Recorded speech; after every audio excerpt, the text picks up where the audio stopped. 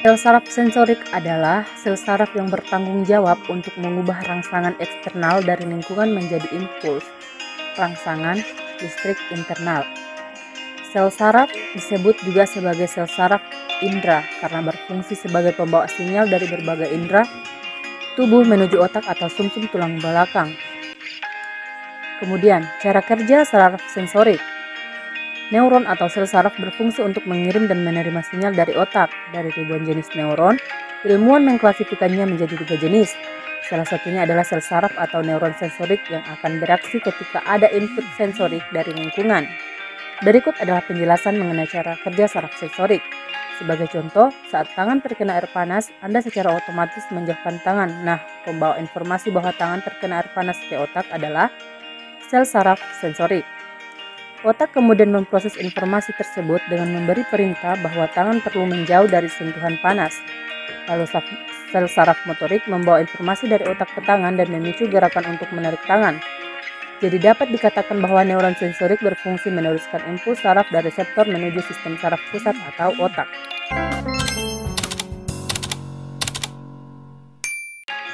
Selanjutnya, cara kerja saraf sensorik. Neuron atau sel saraf berfungsi untuk mengirim dan menerima sinyal dari otak. Dari ribuan jenis neuron, ilmuwan mengklasifikasikannya menjadi 3 jenis. Salah satunya adalah sel saraf atau neuron sensorik yang akan bereaksi ketika ada input sensorik dari lingkungan. Sebagai contoh, saat tangan terkena air panas, Anda secara otomatis menjauhkan tangan. Nah, pembawa informasi bahwa tangan terkena air panas ke otak adalah saraf sensorik. Otak kemudian memproses informasi tersebut dengan memberi perintah bahwa tangan perlu menjauh dari sentuhan panas. Lalu, saraf motorik membawa informasi dari otak ke tangan yang memicu gerakan untuk menarik tangan. Jadi dapat dikatakan bahwa neuron sensorik berfungsi meneruskan impuls saraf dari reseptor menuju sistem saraf pusat atau otak. Reseptor adalah sekelompok ujung saraf yang ditemukan di kulit untuk menangkap dan merespon perubahan suhu. Termoreseptor pada hewan homoitrem. Hewan homoitrem atau disebut juga hewan berdarah panas adalah hewan yang mampu menjaga suhu tubuhnya tanpa terpengaruh oleh lingkungan. Ini terjadi berkat fakta bahwa mereka memiliki rambut atau bulu yang menutupi tubuh dan memberi mereka perlindungan yang diperlukan. Pada hewan ini, respon termoreseptornya dapat berasal dari sistem somatik atau sistem otonom.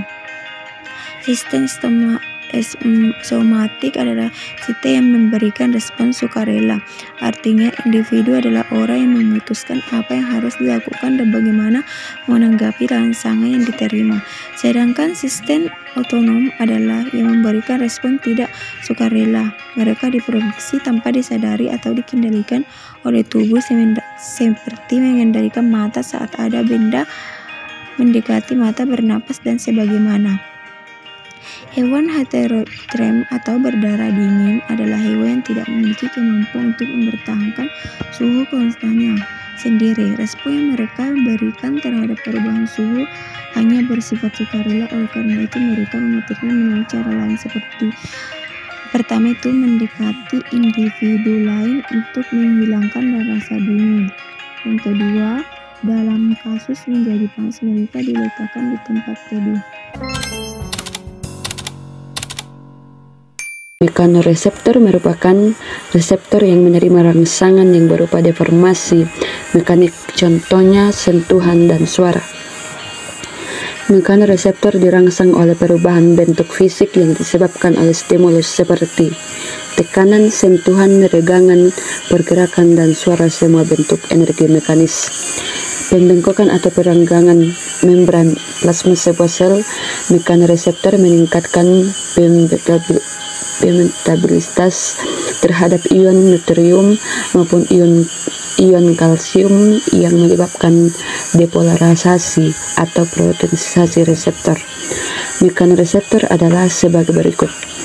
Yang pertama, saat sel dalam keadaan istirahat, pintu ion Na+ pada membran mekanisme masih dalam keadaan tertutup.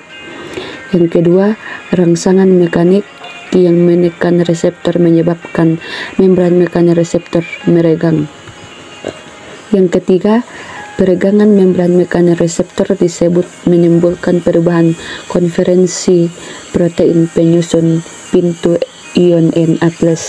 Yang keempat, diikuti terjadinya perubahan. Mekanisme dapat terjadi pada vertebrata maupun invertebrata. Invertebrata memiliki reseptor untuk menerima rangsangan, tekanan, suara, dan gerakan. Pada vertebrata, mekanisme bukan hanya dapat memantau panjang otot, bahkan berfungsi sebagai alat pendengar dan organ keseimbangan, misalnya struktur di bagian dalam telinga.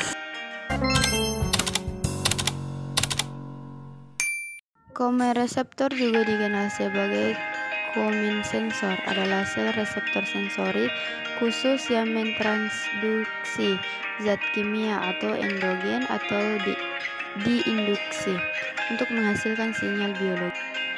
Sinyal ini mungkin dalam bentuk potensial aksi jika komereseptor adalah neuron atau dalam bentuk neurotransmitter yang dapat mengaktifkan serat-serat jika komereseptor adalah sel khusus seperti reseptor rasa atau komereseptor perifer internal seperti badan karotis. Dalam fisiologis, komereseptor mendeteksi perubahan dalam lingkungan normal seperti peningkatan kadar karbon dioksida, hiperkapnia dalam darah atau penurunan kadar oksigen dalam darah, hipoksia, dan mengirimkan informasi tersebut ke sistem saraf pusat yang melibatkan respon tubuh untuk memulihkan homeostasis. Fotoreseptor adalah jenis khusus dari saraf yang ditemukan di retina yang memiliki kemampuan fototransduksi. Sel fotoreseptor berfungsi mengubah cahaya yang masuk ke retina menjadi sinyal yang dapat menstimulasi proses biologi. Fungsi utama fotoreseptor batang adalah untuk mendeteksi masuknya cahaya. Hal tersebut berarti fotoreseptor batang membuat manusia dapat melihat dalam kondisi intensitas cahaya yang rendah atau remang-remang. Fotoreseptor batang dan kerucut terletak di lapisan terluar neural retina dan merupakan tempat berlangsungnya reaksi kimia yang mewakili proses penglihatan. Proses siklus penglihatan ini dimulai dari penyerapan foton oleh PEG1111 pigmen, rodopsin maupun konopsin di segmen luar fotoreseptor. Sekian dan terima kasih.